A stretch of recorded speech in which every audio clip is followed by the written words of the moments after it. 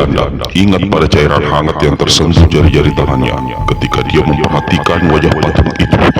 Kaget hantu Jati Landak bukan kepala. Ternyata cairan hangat itu keluar dari dua mata patung, seolah tetesan-tetesan air mata. Patung menangis. Desis hantu Jati Landak.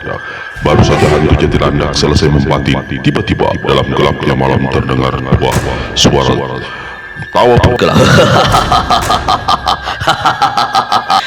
Manusia bergelora tidak bisa bercinta dengan manusia, melampiaskan nafsu, berpeluk-pelukan dengan patung batu.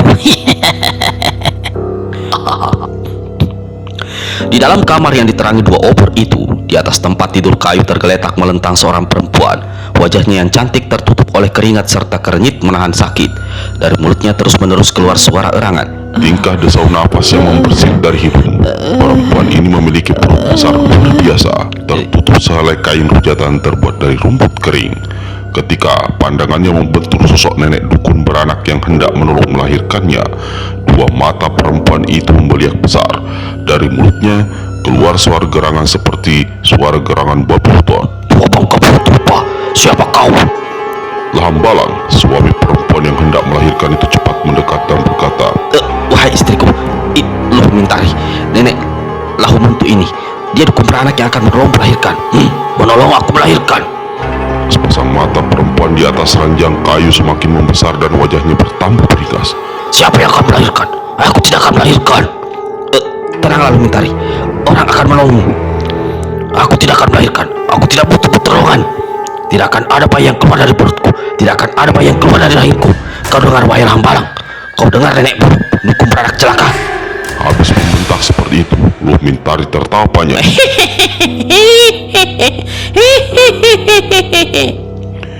Lahumuntu, si nenek dukun beranak jadi merinding. Dia dekati Lahambalang lalu berbisik. Suara istrimu kudengar lain. Tawanya kudengar aneh. Baru saja si nenek berkata begitu, tiba-tiba dari perut besar Luh Mintari terdengar suara gerangan keras. Bersamaan dengan itu, dari kejauhan terdengar pula suara lolongan anjing hutan. Si dukun beranak Lahumuntu tarik rumput kering yang menutupi tubuh Luh Mintari. Begitu perut yang hamil besar itu tersingkap, si nenek langsung tersulut. Lahambalang sendiri keluarkan seruan tertahan lalu mundur dua langkah. Lazimnya perut perempuan hamil biasanya menggembung besar dan licin. Namun yang dilihat Lahumuntu dan Lahambalang adalah satu perut yang di dalamnya seperti ada puluhan duri. Permukaan perut Luh Mintari tampak penuh dengan tonjolan-tonjolan kucing yang tiada hentinya berdenyut-denyut bergerak-gerak mengerikan. Seumur hidup baru kali ini dukun beranak itu melihat perut yang keadaannya seperti itu. Demi dewa dan peri, ujar Hambalang dengan suara bergetar. Apa yang terjadi dengan istriku? Mengapa perutnya seperti ini? Dukun beranak Lahumuntu angkat tangan kirinya. Lahambalang, istrimu segera akan kutangani. Harap kau cepat keluar dari kamar ini. Nenek Lahumuntu, kalau boleh aku ingin menunggunya sampai dia melahirkan. Kata Lahambalang pula. Keluar! Teriak Lahumuntu. Mau tak mau Lahambalang keluar juga dari kamar si nenek yang segera membanting pintu. Ketika dia melangkah mendekati tempat tidur, kembali Luh Mintari perlihatkan tampang beringas. Nenek celaka, kau juga harus keluar dari kamar ini. Luh Mintari, aku akan menolongmu melahirkan. Aku akan melepaskan tali yang diikatkan suamimu pada dua kakimu. Jangan kau berbuat yang bukan-bukan. Kau yang berkata dan akan berbuat yang bukan-bukan. Sentak Luh Mintari. Aku tidak hamil. Aku tidak akan melahirkan. Tidak ada bayi dalam perutku. Tidak ada bayi yang akan keluar dari rahimku. Luh Mintari keluarkan suara seperti tertawa, tapi setengah menangis.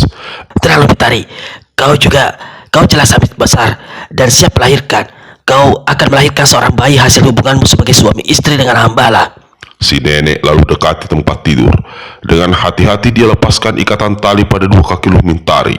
Begitu dua kakinya bebas, kaki kanan tak terduga bergerak menendang. Si nenek Lahumuntu terpekik dan terpental. Di luar Lahambalang berteriak, Nenek Lahumuntu, ada apa?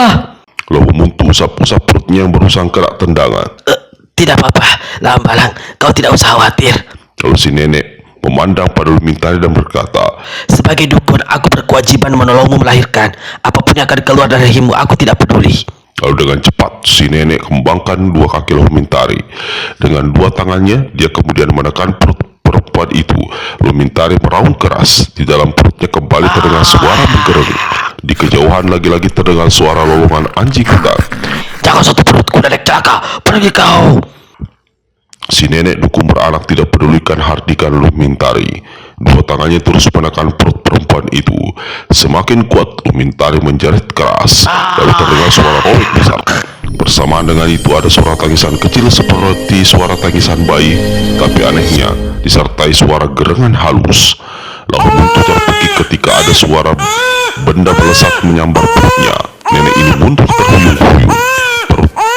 Ketika dia memperhatikan keadaan dirinya, ternyata di bagian perut ada 3 guratan luka cukup dalam dan mengucurkan darah.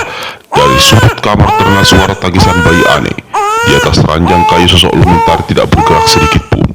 Tubuhnya yang tadi hangat dan penuh keringat perlahan-lahan menjadi dingin. Pintu kamar terpantang hancur. Lahambala melompat masuk. Dia tidak pedulikan si nenek dukun beranak yang tegak terbungkuk-bungkuk sambil beringis, pegang perutnya yang luka bergeliman darah. Lahambala melangkah ke arah tempat tidur, namun gerakannya serta-merta tertahan. Dua kakinya seperti dipantek ke lantai. Matanya membeliak besar. Sosok istrinya tergeletak tak bergerak. Mata mendelik, mulut menganga. Perutnya robek besar mengerikan, dan darah masih mengucur mengerikan. Lumintari! Teriak Lahambala. Dia memandang seputar kamar. Begitu melihat si nenek kembali berteriak, Nenek Lambutu, apa yang terjadi dengan istriku? Aku mendengar tangisan bayi. Mana anakku? sambil sandarkan punggung ke dinding kamar. Si nenek dukun beranak menjawab, Istrimu tewas, wahai Lambala. Tewas ketika melahirkan bayinya. Bayinya bukan bayi biasa. Bayi itu tidak keluar secara wajar, tapi melalui perut istrimu yang tiba-tiba pecah, robek besar. Kau, apa katamu? dua mata Lahambala membeliak besar. Aku tidak percaya. Kau pasti memakai cara gila. Kau pasti menoreh perut istriku dengan pisau. Aku tidak membawa pisau, wahai Lambala. Aku tidak pernah menolong orang dengan memakai pisau. Jawab si nenek. Tubuhnya melosok ke lantai. Dua tangannya masih terus menekati perutnya yang luka. Mana bayiku? Mana anakku? Teriak Lahambala. Si nenek lalu menuangkan tangan kirinya. Dengan gemetar dia menunjuk pada sudut kamar. Itu benda yang di sudut sana. Itulah bayimu. Kuharap kau bisa menambahkan diri menghadapi kenyataan, wahai Lambala. Lahambala berpaling ke arah yang ditunjuk si nenek. Karena tidak tersentuh cahaya api obor, sudut kamar yang ditunjuk berada dalam keadaan gelap. Namun Lahambala masih bisa melihat seonggok benda bergeliman darah tergeletak di sana. Dan dia mendengar suara tangisan bayi, walau suara itu kedengarannya aneh. Anakku. Desis Lahambala. Dia melangkah membungkuk. Satu langkah dari hadapan benda di sudut kamar, tiba-tiba satu jeritan keras menggeledek dari mulutnya. Tidak, Lambala, kataku kau harus tabah menghadapi kenyataan. Ucap si nenek dukun beranak.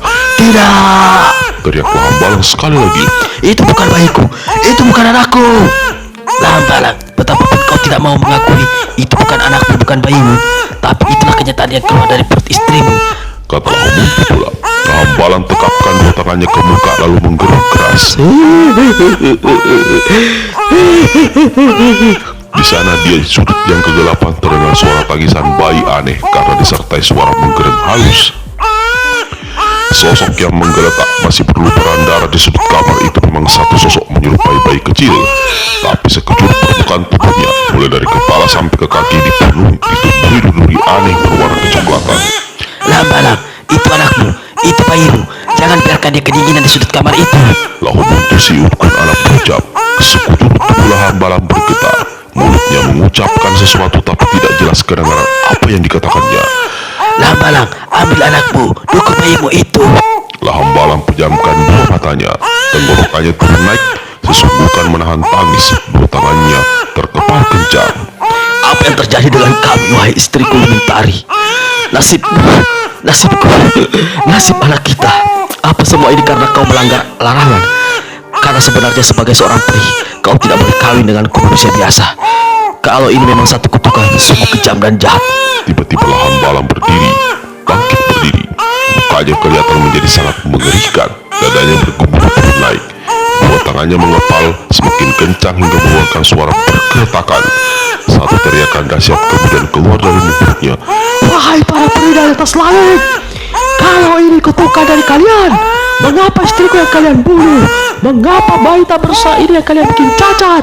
Mengapa tidak diriku yang kalian bikin mati? Kejam, peri kepala terkutuk. Aku akan mencari sifat jalan melakukan pembalasan. Kalian tunggu pembalasanku. Habis berteriak begitu, Lahambalang membungkuk mengambil sosok bayi aneh yang tergeletak di sudut kamar.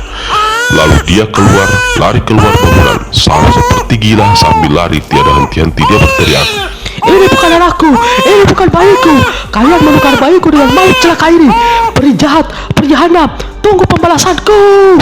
Di dalam gelap dan dinginnya malam menjelang fajar itu, Lahambalang lari terus membawa bayi aneh yang tiada hentinya menangis.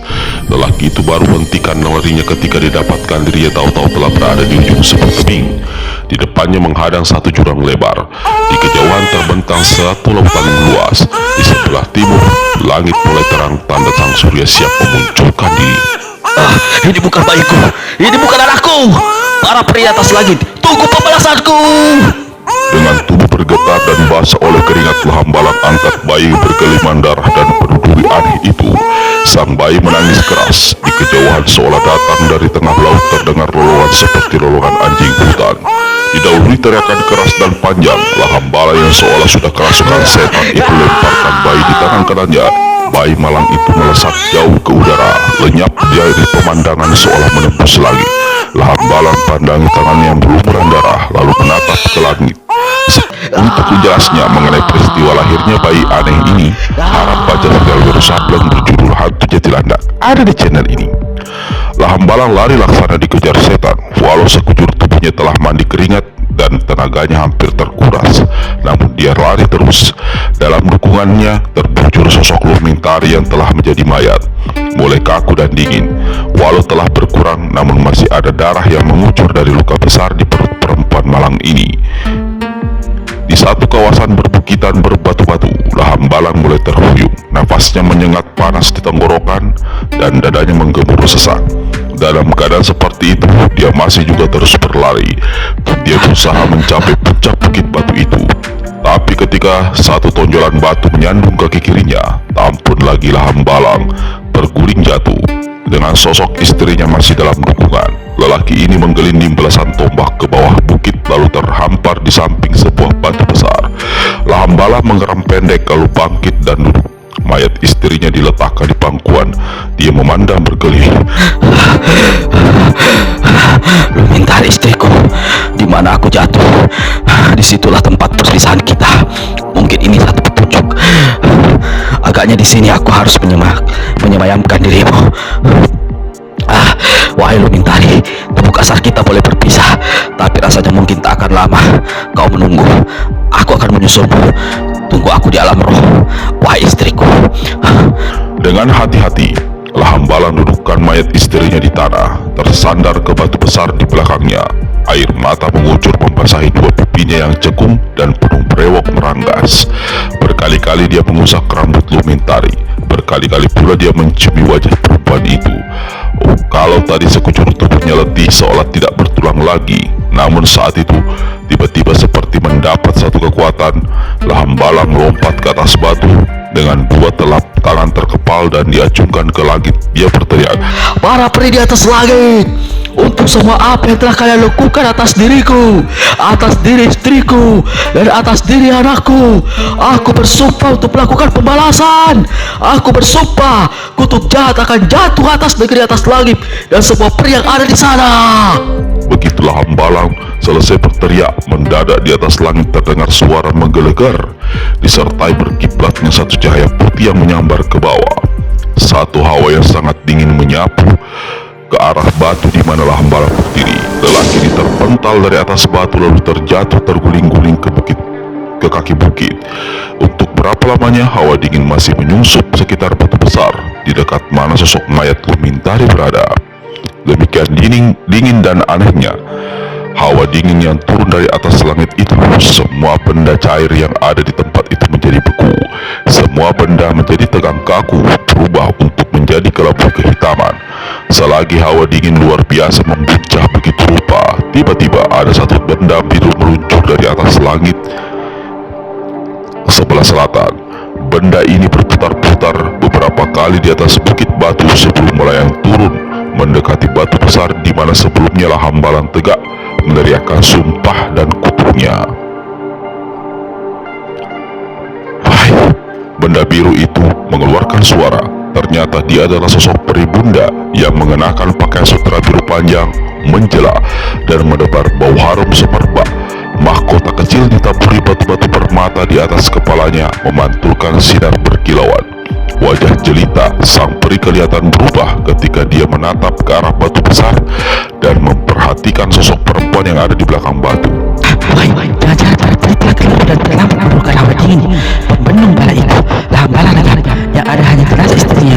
Dan belum habis peri bunda mengucapkan suara hatinya itu tiba-tiba dari langit sebelah timur di bawah terik silaunya sender matahari menukik sebuah benda berwarna putih sertai suara bumi panjang dan suara kepakan yang menimbulkan sambaran angin keras. Peri bunda segera palingkan kepalanya. Benda putih melayang turun itu adalah seekor angsa putih raksasa. Di atas punggung binatang itu duduk seorang dara berpakaian putih. Keharuman tubuh dan pakaiannya telah mendebar ke seantero tempat walau dia masih puluhan tombak di atas sana. Dia adalah peri tercantik di negeri atas langit yang memiliki sepasang mata biru. Peri bunda, simpul agung dari segala peri junjungan dari segala junjungan. Untung aku lekas menemuimu, berkata peri angsa putih dari atas punggung lay putih angsa tunggangannya. Wahai peri angsa putih, kulihat kau seperti terburu-buru. Wajahmu agak pucat. Gerangan apakah kau mendadak muncul menyusul aku ke sini selagi aku melakukan tugas menangani satu masalah besar? Apa kau benar sangka kalau aku turun ke negeri ini untuk menemui pemuda? Wahai peri bunda, Peri angsa putih cepat memotong ucapan peri bunda. ketahuilah, peri sesepuh yang memerintahkan aku untuk mencarimu lalu memintamu segera kembali ke negeri atas langit. Begitu. Gerangan apa sebabnya? Peri sesepuh berlaku begitu, padahal dia juga memberi perintah agar aku turun ke sini.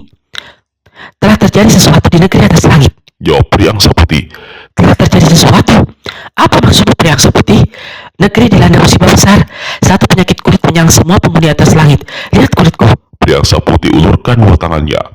Ketika peri bunda memperhatikan, terkejutlah dia. Dua lengan peri angsa putih penuh dengan bercak-bercak putih berair. Gelembung air. Desis peri bunda dengan muka pucat. Dia menatap paras peri angsa putih sesaat. Ada apa peri bunda? Tanya peri angsa putih tidak enak. Wajahmu, gelembung air itu juga ada pula di wajahmu. Peri angsa putih terpekik mendengar ucapan peri bunda dan segera usapkan kedua tangannya ke wajahnya yang cantik. Dia merasakan pada wajahnya yang sebelumnya mulus itu kini ada gelembung-gelembung kecil berair. Peri bunda tak sengaja memperhatikan pula lengannya yang tersembul dari balik pakaian birunya, lalu terpekik ketika melihat gelembung-gelembung kecil itu juga ada pada tangannya. Selama 2 tahun, para peri di negeri atas langit dengan berbagai cara dan bantuan beberapa orang pandai akhirnya mampu menyelenyapkan penyakit kulit menular menyerang. Semua peri berhasil disembuhkan tanpa meninggalkan cacat di tubuh serta wajah masing-masing. Namun hawa dingin aneh yang menyusup kawasan Bukit Batu tak dapat dilenyapkan dan menyebabkan tempat itu menjadi satu kawasan mengandung rahasia yang hanya bisa diawasi oleh peri dari kejauhan. Puluhan tahun berlalu setelah peristiwa Lahambala melempar bayinya dan terjadinya kegegeran di negeri atas langit. Di tikungan sungai yang penuh dengan semak belukar, hampir tersamar mendekam seorang berpakaian serba hitam. Wajahnya dilumuri lumpur dan diberi jelaga hitam. Dari keseluruhan mukanya, hanya sebagian sekitar sepasang bola matanya saja yang masih kelihatan putih. Orang ini tidak terputus-putusnya memandangi ke arah rimba belantara depannya. Seharian lebih aku berada di sini. Kakek itu masih belum kelihatan. Kalau aku menyelidik ke dalam hutan, mungkin aku akan menemuinya. Tapi berarti gadis yang kuperkirakan akan lewat di tempat ini tidak dapat kutemui. Dua orang itu sama-sama pentingnya. Aku harus mengambil keputusan. Di dalam hutan, suara kicau burung tiba-tiba berhenti dan lenyap. Orang di balik semak belukar memasang telinga dan kembali menatap tajam ke arah depan. Dia berusaha tenang namun tak dapat menahan debar dadanya ketika di depan sana dia melihat satu bayangan putih berkelebat laksana angin bergerak sejajar dengan tepian sungai. Tanpa menunggu lebih lama, orang di balik semak belukar ini segera melesat keluar. Di lain saat dia telah berada dekat sebuah pohon besar, siap memotong lari orang berjubah putih. Melihat ada orang tak dikenal berpakaian dan bermuka hitam menghadang jalannya, si jubah putih segera hentikan larinya. Kedua orang itu saling memperhatikan dengan perasaan sama-sama heran. Si jubah putih merasa heran melihat si penghadang yang mukanya dilumuri tanah liat lalu diberi jelaga hitam. Sebaliknya, si muka hitam tersigap karena tidak menyangka orang yang dicarinya selama ini begitu angker penampilannya. Orang berjubah putih di hadapannya itu ternyata adalah seorang kakek yang otaknya terletak di luar kepala, terbungkus oleh sejenis selubung bening hingga dia dapat melihat otak itu bergerak berdenyut menggigitkan. Untuk beberapa saat lamanya, kedua orang ini tegak tak bergerak dan saling menatap. Di antara mereka agaknya sama-sama sungkan untuk mulai menegur. Namun si kakek berjubah putih setelah berdeham beberapa kali akhirnya membuka mulut. Wahai kerabat tak dikenal, pakaianmu serba hitam pertanda kau seperti dalam satu perkampungan. Wajahmu sengaja dilumuri tanah liat lalu diberi jelaga hitam pertanda kau tidak ingin dirimu dikenali siapa adanya. Lalu walau jelas-jelas kehadiranmu sengaja menghadangku, tapi kau tidak menegur membuka suara, pertanda ada satu keraguan mengganjal dalam hatimu. Wahai, apakah betul semua ucapanku? Sepasang mata orang bermuka hitam sesaat membesar lalu redup kembali. Orang tua berotak di luar kepala ini agaknya tajam dalam pandangan dan pandai dalam mengajuk rasa. Si muka hitam membating. Orang muka hitam, aku hanya bertanya satu kali. Jika kau tak mau menjawab, aku harap kau jangan menghalangi jalanku lebih lama. Orang tua, aku tidak bermaksud jahat. Wahai, tidak ada yang menuduhmu begitu. Katakan saja apa keinginanmu. Agar kau tidak kesalahan, pertama sekali aku ingin menanyakan apakah engkau kakek sakti yang di negeri Latana Silam ini disebut sebagai hantu sejuta tanya sejuta jawab? Si kakek yang otaknya terletak di luar kepala mengangguk membenarkan, lalu berkata, Aku sudah mengiyakan dengan anggukan kepala. Sekarang aku balas bertanya, apakah kau orangnya yang sengaja beberapa lama belakangan ini menebar kebaikan dan beri pertolongan di mana-mana, hingga kau dikenal dengan julukan si penolong budiman, yang dianggap bahkan dipuja sebagai penolong yang hebat dan luar biasa? Si muka hitam terkejut karena tidak menyangka kakek berjubah putih itu telah mengetahui siapa dirinya. Wahai, orang-orang memang menggelariku begitu, padahal aku merasa sangat tidak pantas mendapat julukan itu. Menolong adalah sifat yang terlahir ada di dalam setiap diri manusia. Hanya saja masing-masing orang mempunyai rasa, cara serta saat sendiri-sendiri untuk mau melakukan pertolongan atau tidak. Lagi pula, aku bukanlah seorang hebat dan luar biasa. Sesuatu yang hebat dan luar biasa itu tidak akan bertahan lama. Yang bisa bertahan adalah sesuatu yang serba sederhana dan terbungkus dalam timbang rasa bijaksana. Hantu sejuta tanya sejuta jawab tetap tatap wajah hitam di depannya. Lalu kakek ini sibakkan rambut putihnya menjulai menutupi wajahnya. Serengai tipis muncul di wajahnya. Muka hitam, kau pandai bertutur bicara sepandai kau menutupi wajahmu dengan tanda liat dan jelaga hitam. Tapi apakah kau tahu, seorang yang tidak jujur, hidupnya hanya mencari celaka.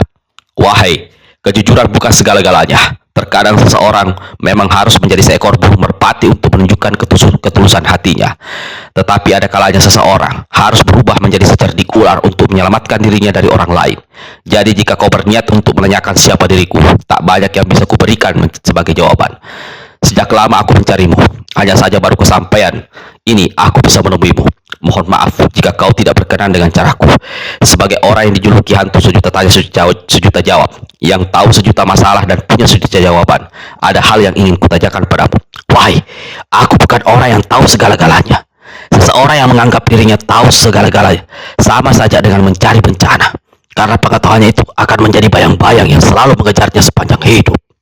Wahai, aku tidak sependapat dengan ucapanmu, kata si penolong budiman. Menurutku, baik buruknya ilmu pengetahuan tergantung bagaimana seseorang menggunakannya.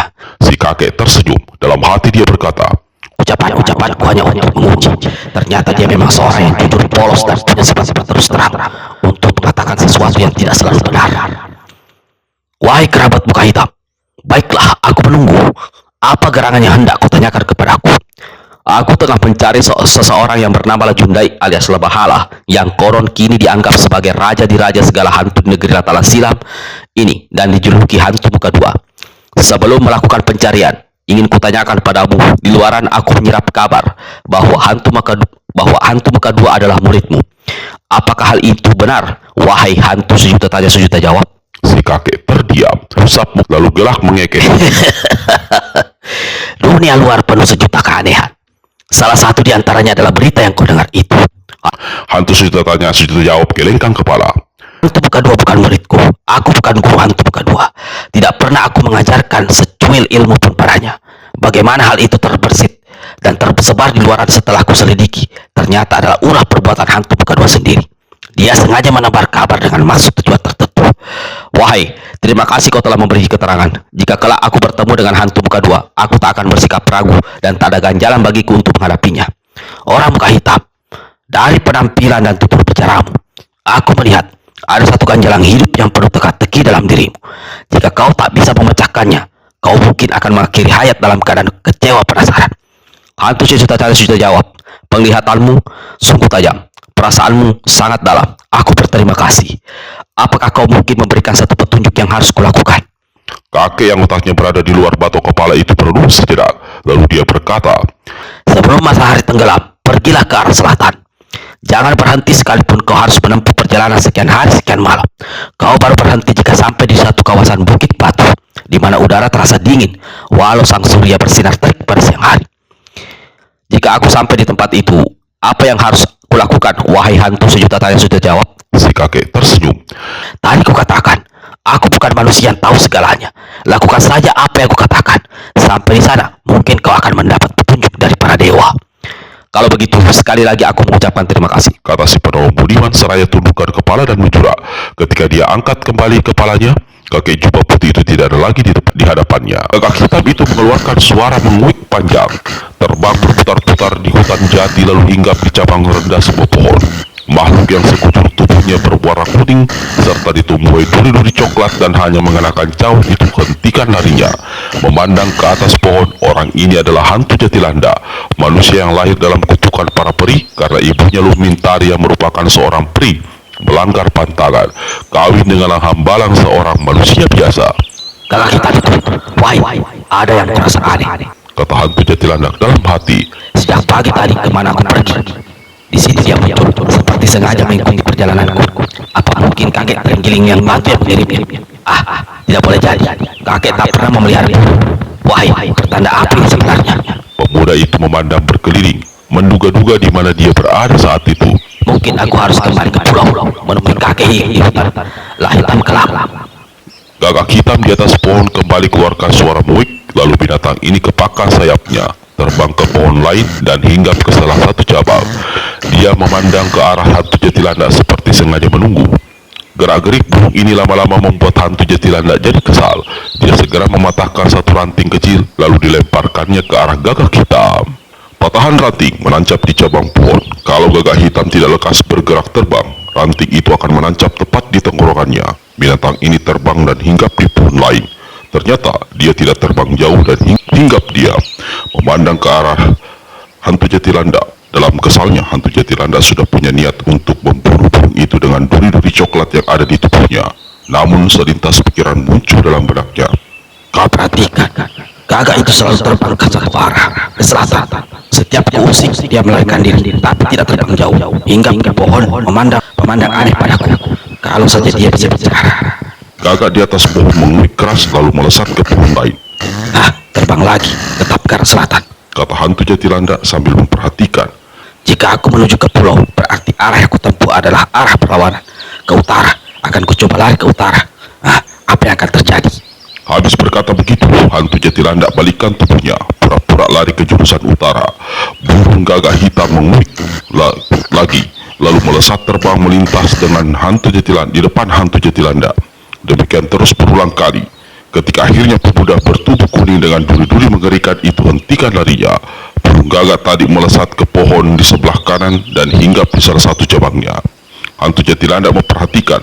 Ternyata seperti sebelumnya, gagak hitam itu lagi-lagi berada di arah selatan. Kini ada perasaan di hati hantu Jatilanda bahwa gagak hitam itu bukan burung biasa. Ketika aku lari ke utara, burung itu seperti berusaha menghalangi. Kini akan kucoba lari ke selatan. Sekali lompat saja, hantu Jatilanda lalu melesat 2 tombak, terus lari secepat yang bisa dilakukannya menuju selatan. Di atas sana gagak hitam tadi ternyata juga terbang ke arah selatan, malah seperti sengaja berada di sebelah depan, seolah menuntun lari hantu Jatilanda. Hantu Jatilanda tidak tahu berapa lama dan berapa jauh dia lari mengikuti gagak hitam. Dia baru sadar ketika dua kakinya mendadak terasa berat dan di barat sang surya hampir menggelincir masuk ke titik tenggelamnya. Memandang ke depan, hantu Jatilandak melihat gagak hitam yang melayang turun lalu hinggap di atas sebuah batu besar di tempat ketinggian. Hantu Jatilandak memperhatikan berkeliling. Dia dapatkan dirinya berada di satu bukit penuh bebatuan. Ketika dia memandang ke arah ketinggian di depan sana, gagak hitam itu tidak kelihatan lagi di atas batu besar. Sementara udara mulai berangsur gelap, batu-batu besar di sekelilingnya kelihatan seperti berubah aneh dalam kehitaman gelap malam yang segera turun. Burung gagak itu lenyap. Benar-benar aneh. Kata hantu Jatilandak dalam hati. Saat itulah dia baru menyadari bahwa tempat di mana dia berada diselimuti hawa dingin luar biasa. Tubuhnya yang tanpa pakaian dan penuh keringatan mulai menggigil. Tak ada pepohonan atau semak belukar untuk berlindung dari hawa dingin. Hantu Jatilandak melangkah mendekati sebuah batu besar. Dalam gelap dia melihat ada sedikit cegukan pada batu itu. Mungkin dia bisa berlindung di cegukan tersebut. Hantu Jatilandak hampiri batu besar itu lalu sandarkan punggungnya. Apa yang harus kulakukan di tempat ini? Burung gagak hitam itu lenyap entah kemana. Petunjuk apa yang sebenarnya hendak diberikan binatang itu? Apa aku harus terus berada di sini menunggu sampai pagi? Hantu Jatilandak rangkapkan dua tangan di depan dada, menahan dingin yang amat sangat. Sambil berpikir-pikir, hantu Jatilandak ulurkan kepalanya sedikit, memandang berkeliling. Dia dapati ternyata di samping ada sebuah batu yang dalam gelap bentuk dan besarnya berupai sosok manusia. Hantu Jatilandak ulurkan tangannya mengusap bagian batu yang menghadap ke arahnya. Dia tersentak kaget tapi juga gembira karena ketika tangannya menyentuh batu ada hawa hangat menjalar masuk ke dalam tubuhnya hingga dia tidak kedinginan dan menggigil seperti tadi.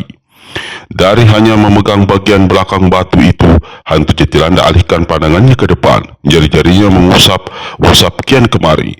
Baru dia menyadari kalau jari-jarinya bukan seperti menyentuh batu yang keras dan kasar, tetapi seolah mengusap sosok tubuh manusia beneran, halus dan lembut. Pemuda bersosok aneh itu terus mengusap bagian bawah depan. Usapannya naik ke atas. Mendadak dia jadi tersentak ketika jari-jarinya terasa basah oleh cairan hangat. Hantu Jatilandak bergerak keluar dari dalam cegukan batu besar. Ketika dia memperhatikan batu yang tadi diusap-usapnya itu, terkejutlah dia karena batu itu berbentuk satu sosok patung perempuan berambut terurai. Wahai, siapa yang membuat patung begini? Bagus, halus. Benar-benar menyerupai manusia hidup. Aneh. Bagaimana patung ini bisa berada di tempat ini? Mungkin ada seseorang pemahat yang tengah mengerjakan perbuatan patung ini pada siang hari. Kalau malam hari dia pergi untuk istirahat. Tidak bisa jadi. Patung ini benar-benar sudah rampung, bagus dan sangat halus buatannya. Hantu Jatilandak ingat pada cairan hangat yang tersentuh jari-jari tangannya. Ketika dia memperhatikan wajah patung itu, kaget hantu Jatilandak bukan kepala. Ternyata cairan hangat itu keluar dari dua mata patung, seolah tetesan-tetesan air mata. Patung menangis. Desis hantu Jatilandak. Bagaimana mungkin? Apa arti semua keanehan ini? Bermula dari burung gagak hitam itu, lalu sekarang patung ini. Hantu Jatilandak pegang wajah patung itu dengan dua tangannya. Benar-benar cantik, katanya. Lalu anehnya, tertetesan air mata semakin banyak keluar dari sepasang mata patung. Aku harus menunggu sampai pagi. Kalau patung ini memang sedang dikerjakan seseorang, besok pasti aku akan bertemu dengan pemahatnya. Kalau tidak, mungkin aku akan menemukan keanehan lain atau satu petunjuk. Baru saja hantu Jatilandak selesai berucap, tiba-tiba entah dari mana datangnya, seolah dari kejauhan bergema satu suara halus, suara perempuan. Wahai anak manusia, kau mengadakan perjalanan siang malam sejauh ini. Di matamu yang kuning terpancar satu ganjalan hati yang selama ini membayangimu. Kemana kau pergi? Hal apa yang menjadi onak dan luluh di dalam hati sanubarimu? Siapa yang bosan bicara? Kata hantu Jatilandak setengah berseru. Dia memandang berkeliling, menembus kegelapan. Lalu pemandangannya tertuju kembali pada patung perempuan cantik di hadapannya. Diperhatikannya, mulut patung tidak ada perubahan, apalagi bergerak. Tengkuk hantu Jatilandak terasa dingin. Wahai anak malang, kau tak bersedia menjawab. Tak jadi apa? Tunggu dulu. Kata hantu Jatilandak. Dengan siapa aku bicara? Siapa yang bicara dengan negeriku? Bagaimana aku bisa bicara dengan seseorang yang tak bisa kulihat? Anak malang, kau bicara dengan hati nuranimu sendiri. Selama kau tidak mau berterus terang dengan dirimu sendiri, maka ganjalan hidup akan tetap mendekam dalam dirimu. Wahai, baik, aku bicara. Aku anak manusia yang tidak tahu siapa ayah dan siapa ibuku. Bertahun-tahun aku coba memecahkan teka-teki, mencari tahu siapa mereka adanya dan di mana mereka berada. Tapi sia-sia belaka. Anak malang, kau harus segera meninggalkan tempat ini. Kata suara dari kejauhan. Hantu Jatilandak perhatikan mulut patung, ternyata memang tidak bergerak. Tidak. Aku akan menunggu sampai pagi. Aku ingin melihat kecantikan dan kemulusan patung ini berada di bawah sapuan sinar matahari. Wahai anak malang. Kau terus-terusan menyebutku anak malang. Apakah kau mengetahui seluk-beluk rahasia diriku? Hantu Jatilandak bertanya. Akan kujawab pertanyaanmu, wahai anak malang, karena jawabannya ada dalam dirimu sendiri. Satu hal yang aku minta padamu, jangan berlama-lama berada di tempat ini. Sekarang juga tinggalkan tempat ini. Pergilah ke negeri Tanah Tembikar. Temui kepala negeri yang bernama Laturubus. Orang ini dulunya bernama Lahambala. Dialah ayahmu. Jika dia tidak mengaku dirimu sebagai putranya karena ragu tidak percaya, temuilah seorang nenek dukun beranak bernama Lahubutu di negeri Tanah Silam. Dialah satu-satunya saksi yang mengetahui siapa dirimu. Bawa perempuan tua itu di hadapan kepala negeri Tanah Tembikar agar lenyap segala keraguan. Hantu Jatilandak serasa tidak percaya mendengar ucapan orang yang tak kelihatan itu. Dia memandang berkeliling lalu mendongak ke langit. Wahai, sungguh ini satu berita yang mengejutkan. Hatiku gembira luar biasa. Namun jangan membuat keraguan dalam dirimu sendiri, wahai anak malang. Pergilah segera. Semoga dewa memberkatimu. Hantu Jatilandak menyeringai mendengar ucapan terakhir itu. Dia memandang ke arah kegelapan. Wajahmu menandakan ada yang tidak berkenan di hatimu. Kau maling-alihkan muka ke jurusan lain, pertanda ada kekecewaan dalam dirimu. Wahai, jelaskan padaku sebelum kau pergi, gerangan apa yang kau rasakan saat ini? Kesengsaraan hidup yang aku alami saat ini justru karena kutuk para peri dan para dewa dan para peri. Apakah mungkin aku mengharapkan berkah dari para dewa? Aku tidak akan menjawab pertanyaanmu karena jawabannya ada dalam dirimu sendiri. Sekarang pergilah, wahai anak malang, waktumu hampir habis. Aku ingin menolong seorang sahabat. Dia juga tidak mengetahui siapa dan di mana ayah bundanya. Namanya Lucinta. Apakah kau bisa memberi petunjuk? Menolong orang lain adalah sangat baik, apalagi dilakukan dengan hati bersih.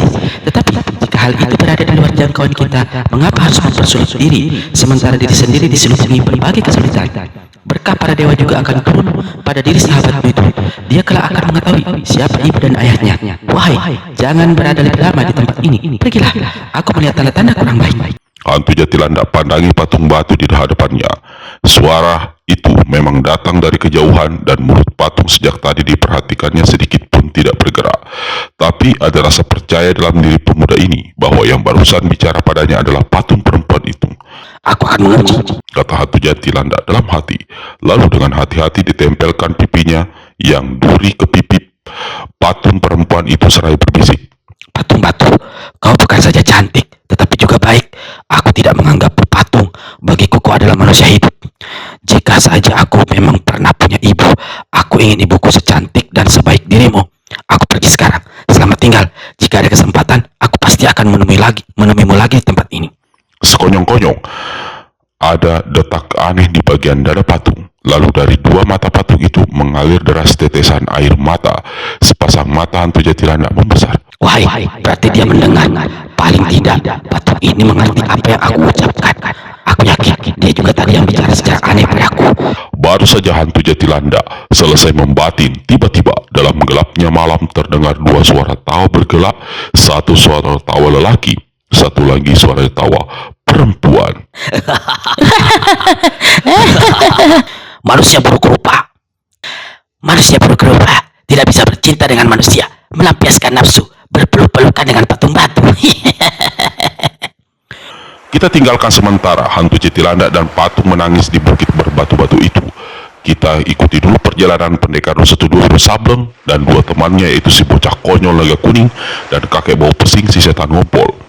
Pemilik perahu bertubuh gemuk buntal itu melambaikan tangannya pada tiga orang yang berada di tepi sungai. Aku tahu kalian hendak ke Tanah Silam. Perjalanan cukup jauh dari sini. Jika ada perahu, mengapa mau berkelah lelah berjalan kaki?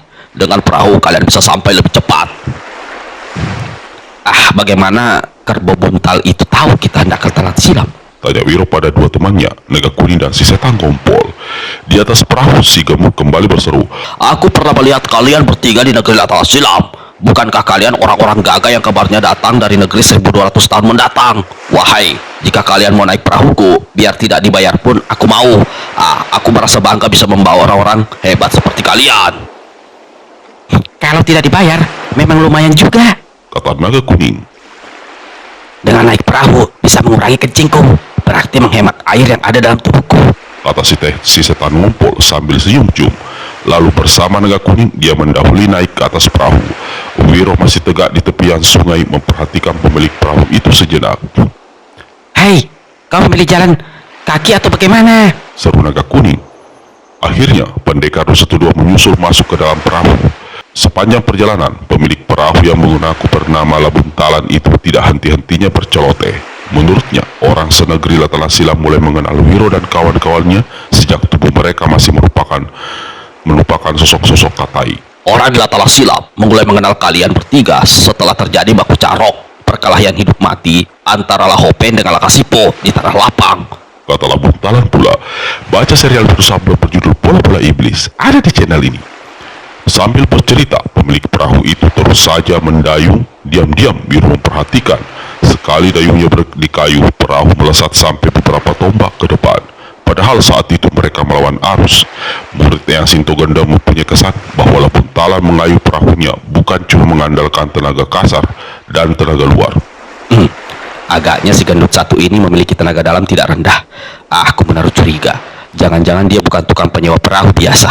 Setauku, orang di negeri Latala Silam pelit-pelit. Adalah aneh kalau dia mau-mauan mengantar sejauh ini ke Latala Silam. Tidak usah dibayar. Aku harus mengetahui siapa dia sebenarnya. Aku akan menguji. Diam-diam, pendekar 212 terahkan tenaga dalam, lalu alirkan ke sebelah bawah tubuhnya. Perahu yang sedang meluncur laju itu perlahan-lahan bergerak turun ke bawah seolah beban yang di bawahnya bertambah berat ratusan kaki. Sewaktu air sungai hampir mencapai pinggiran perahu, baru Naga Kuning dan si setan ngompol menyadari dan sangat terkejut. Namun Wiro cepat memberi tanda. Dia terus memperhatikan si gemuk yang mendayung perahu. Walau perahu itu menjadi sangat berat dan daya luncurnya tertahan, namun Labuntalan terus saja mendayung seolah tidak terjadi apa-apa. Kini kecurigaan pendekar 212 jadi bertambah besar. Saat itu di depan mereka tampak meluncur perlahan sebuah perahu didayung oleh seorang perempuan. Karena orang ini membelakangi, maka wajahnya tidak kelihatan. Labuntalan, harap kau suka menepikan perahu, kata Wiro. Wahai, ada apa? Kita masih jauh dari tujuan. Wah, ujar pemilik perahu seraya mengayuh lebih kuat hingga perahunya meluncur mendekati perahu di sebelah depan. Kami ada keperluan sebentar. Kakek temanku ini kepingin kencing. Kecuali kalau kau memberikan dia beser di atas perahumu, kata Naga Kuning pula. Pada saat perahu yang ditumpangi Wiro berjejer dengan perahu di depannya, perempuan yang mendayung palingkan kepala. Ternyata dia adalah seorang perempuan tua berdandang mencoro. Selagi Wiro dan Naga Kuning rasa-rasa pernah melihat nenek ini, si setan ngompol sudah berdahulu berseru seraya lambaikan tangan. Lampiri! Si nenek di atas perahu balas melambaikan tangan disertai lontaran senyum yang membuat si setan ngompol jadi belingsatan lupa diri. Langsung saja dia berdiri di atas perahu hingga perahu yang masih berat oleh tenaga dalam Wiro itu bergoyang kian kemari. Air sungai masuk ke dalam perahu. Si kakek seolah tidak acuh, terus saja lambai-lambaikan tangannya kegirangan. Sebenarnya, jika setan ngompol mengarahkan tenaga dalam dan ilmu meringankan tubuh, maka sekalipun dia berjingkrak-jingkrak, perahu itu tidak akan bergoyang sedikit pun. Kek, kamu mabuk atau kesurupan melihat nenek mencorong itu? Berkata Naga Kuning. Kurasa mabuk belum, kesurupan juga tidak, tapi kegatalan, menjawab pendekar 212. Si setan ngompol tidak pedulikan ejekan dua sahabatnya itu.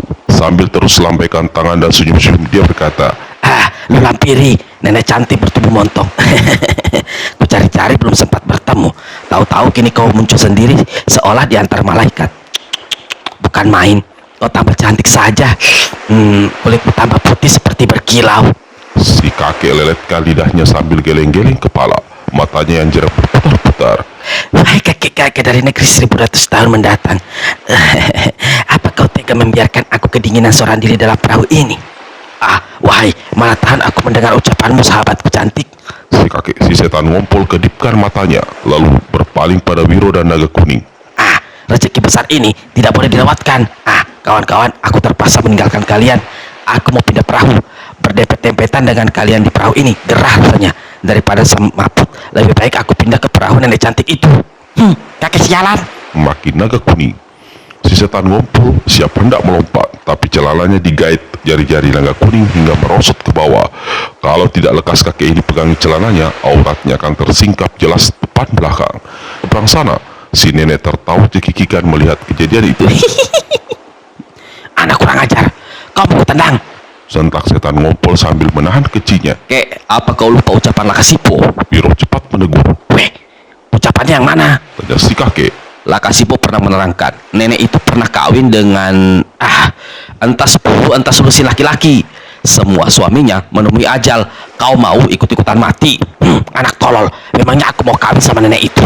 Jar setan ngompol seraya pegangi bagian bawah perutnya. Kawin betulan memang belum tentu, tapi kalau keterlanjuran kawin-kawinan, berarti kau memang sengaja mencari penyakit. Kalian berdua masih muda-muda tahu apa? Penyakit itu ada 2 macam tahu. Pertama, penyakit yang benar-benar sakit. Kedua, penyakit sakit-sakit enak. Nah, aku mau mendapatkan penyakit yang sakit-sakit enak itu. Aku tahu kalian berdua ngiri. Jangan khawatir, dia sobatku. Nenek itu tidak mungkin hamil. Setan ngompol tertawa bergelak, lalu tanpa tunggu lebih lama dia melompat. Tubuhnya melayang turun di udara, masuk ke dalam perahu yang ditumpangi si nenek. Tua Bangka Edan, namanya saja lu lampiri. Masih saudara dengan nenek lampir tukang cekik. Kalau sudah dicekik lehernya atas bawah, baru kakek geblak itu tahu rasa. Naga Kuning memaki panjang pendek. Begitu masuk ke dalam perahu, si setan ngompol segera mengambil payung dari tangan Lulampiri. Keduanya bicara sambil tertawa-tawa, seolah sudah akrab dan kenal lama. Tiba-tiba perahu itu berbalik dan berputar arah. Mau kemana mereka? Ujar Wiro keheranan. Mereka agaknya tidak mau searah dengan kita. Ucap Naga Kuning.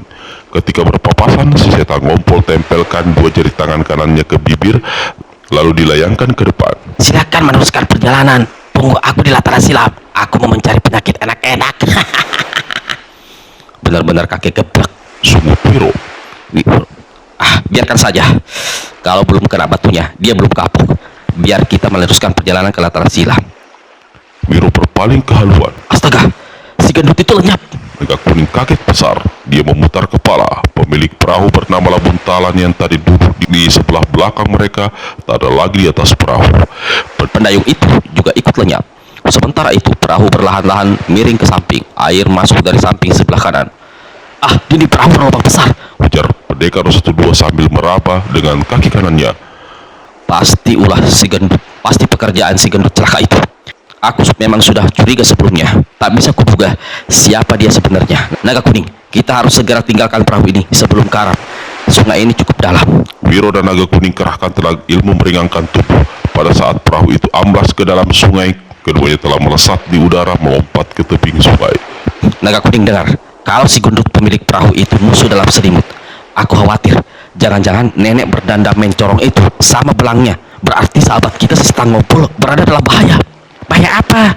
Sungut Naga Kuning. Jangan-jangan dia sudah mendapatkan penyakit enak-enak itu. Aku tahu betul kelakuan si kakek itu. Pasti sudah dilakukannya di atas perahu. Aku tak peduli apa yang dilakukannya. Yang aku khawatirkan, nyawanya saat ini telah terancam. Kita harus mengejarnya. Tapi kita tak punya perahu. Kita mengejar dengan lari sepanjang tepian sungai. Kata Wiro, lalu tidak pedulikan Naga Kuning, dia segera lari ke arah lenyapnya setan ngompol dan Lulampiri. Naga Kuning banting-banting kaki saking kesalnya. Sebelumnya, dia sudah punya rencana begitu. Sampai di lataran silam, dia akan segera mencari gadis cantik bernama Lu Kim Kim yang selalu dikenangnya. Di atas perahu, pembicaraan antara si setan ngompol dan si nenek bernama Lulampiri berlangsung meriah. Sesekali diselingi gelak tawa. Sikap nenek yang gedik membuat setan ngompol jadi berani. Tangannya merangkul kian kemari, hidungnya menciumi wajah si nenek yang berdandang mencorong hingga muka setan ngompol berselemotan bedak dan gicu. Ketika si setan ngompol hendak menyelipkan tangannya ke balik kain si nenek, Lulampiri tertawa cekikikan dan menggeser tubuhnya menjauhi si kakek. Tapi kedua kakinya sengaja diangkat sedemikian rupa hingga tersingkap mulai dari lutut ke atas. Walau sudah tua, ternyata sepasang paha si nenek itu masih kencang dan putih mulus. Melihat sikap si nenek yang jelas-jelas mengundang, hampir saja setan ngompol hendak melompati nenek itu. Di hutan tepi sungai sana ada satu pondokan. Aku sudah lama tidak ke sana. Tempatnya bersih. Agaknya sekali ini bersamamu aku ingin sekali menginap. Paling tidak 7 hari 7 malam. Bagaimana pendapatmu, wahai kakek gagah? Lulapiri kedipkan matanya dan lontarkan senyum gedi. Sepasang mata jereng setan ngompol membuka lebar dan berputar-putar. Napasnya belum apa-apa sudah memburu dan darahnya menjadi panas. Jangankan 7 hari 7 malam 700 hari 700 malam pun aku mau mendekam di pondok itu bersamamu. Lulapiri tertawa cekikikan. Sejak pertama kali aku melihatmu di tanah silam dulu, aku sudah menduga kaulah lelaki idaman menjadi kawan hidupku untuk selama-lamanya. Ternyata dugaanku tidak meleset. Dan kau adalah nenek cantik montok. Kau akan kujadikan parutan hati, ganjalan kekasih hidupku siang malam. Kau kakek nakal. Masakan aku akan kujadikan ganjalan? Memangnya mau diganjal bagaimana? Tanya Lulapiri lalu digigitnya telinga kiri si setan ngompol yang lebar hingga kakek ini menjerit kesakitan dan balas menggigit dada si nenek. Keduanya lalu tertawa hahi. Kakek gagah kekasihku, lekas dayung dan bawa perahu di tepi sana. Setan ngompol segera mendayung perahu menuju ke tepi sungai. Di satu tempat, begitu perahu berhenti, sepasang kakek nenek ini segera naik ke darat. Tak jauh dari perjalanan memasuki rimba belantara, sampailah mereka di sebuah pondok kayu. Dari keadaan kayu serta bersihnya pondok, agaknya bangunan itu belum lama didirikan. Aku malu mengatakan, Kata Lulapiri sambil mendorong pintu pondok. sebenarnya pondok ini sudah lama kusiapkan, sengaja untuk kita berdua. Begitu lama aku menunggu kau, baru kali ini bertemu membawamu ke sini. Aku benar-benar tersiksa dalam kerinduan. Aku tidak tahu begitu besar perhatianmu terhadapku, Lulapiri. Kata setan ngompol seraya peluk nenek itu penuh gairah. Tanpa menutup pintu, si nenek langsung saja melangkah ke satu ranjang kayu di sudut kanan pondok. Dia tegak di samping ranjang, berbalik dan memandang pada setan ngompol. Tidakkah kau ingin membuka pakaianmu, wahai kakek gagah kekasihku? Aku... Ditantang begitu rupa, setan ngompol jadi kikuk dan terkencing. Aku justru ingin kau membuka pakaian lebih dahulu. Kau orang tua nakal, maunya untung dan senang sendiri. Kata Lulapiri. Tapi apa? Kau kekasihku dan aku suka padamu. Demimu, apapun aku lakukan. Lalu dengan cepat, si nenek buka bajunya yang terbuat dari kulit kayu kering dan lembut itu. Si setan ngompol jadi panas dan dingin. Matanya dibentang tak berkedip. Sebentar lagi dia akan menyaksikan satu tubuh putih montok yang selama ini diimpi-impikannya. Tapi apa yang terjadi kemudian justru tidak seperti yang diduga si kakek. Begitu pakaian si nenek terbuka, ternyata di bawah pakaian itu dia masih mengenakan pakaian lain berwarna-warni. Ada kulit putih dan ada montok yang terlihat. Malah satu pemandangan lain yang membuat setan ngompol kaget tercekat. Setelah membuka baju luarnya, kelihatanlah kini ternyata si nenek memiliki 2 tangan palsu yang terbuat dari besi yang sudah karatan, mulai dari bahu sampai ke ujung jari-jari. Wahai kekasihku, kulihat mukamu berubah. Ada apakah? Lulapiri bertanya sambil tersenyum. Ingin sekali aku merangkul tubuhmu dengan 2 tanganku ini. Si nenek angkat kedua tangannya, jari-jari runcing tajam seperti mata pisau. Setan ngompol cepat mundur dan terkencing. Dia memperhatikan kaki si nenek, baru disadarinya kalau kaki itu pendek sebelah, berdebar dari setan ngompol. Aneh, waktu di atas perahu kau terus-menerus memelukku. Tanganmu menggerayangkan kemari. Sekarang kau seperti ketakutan, wajahmu pucat, malah kau mundur menjauhiku. Wahai kekasihku, kakek gagah. Mengapa kau berubah kaku? Lulapiri, aku tidak menyangka. Apa yang terjadi dengan kedua tanganmu? Hanya setan ngompol. Kau tidak menyangka? Wahai, coba kau perhatikan ini. Kau pasti lebih tidak menyangka. Tangan besi sebelah kiri si nenek bergerak kemudian. Satu topeng tipis terbuat dari daun kering robek dan tanggal dari wajah si nenek. Kini kelihatanlah wajahnya yang asli. Satu wajah perempuan tua berkumis halus dan ada anting-anting besar pencantel di kedua telinganya. Kecil setan ngompol bukan alang kepala. Mata jernih mendelik besar. Mulutnya goyah dan mukanya pucat sepucat kain kafan. Kencingnya muncul membasahi lantai pondok. Nenek pembedol usus. Mulut si setan ngompol bergetar, mengucap nama orang yang tepat di depannya sambil bertawak pinggang dan tertawa cekikikan. Tenggorokannya seolah mendegang batu panas. Kau memang kekasihku tercinta. Buktinya kau masih ingat siapa diriku.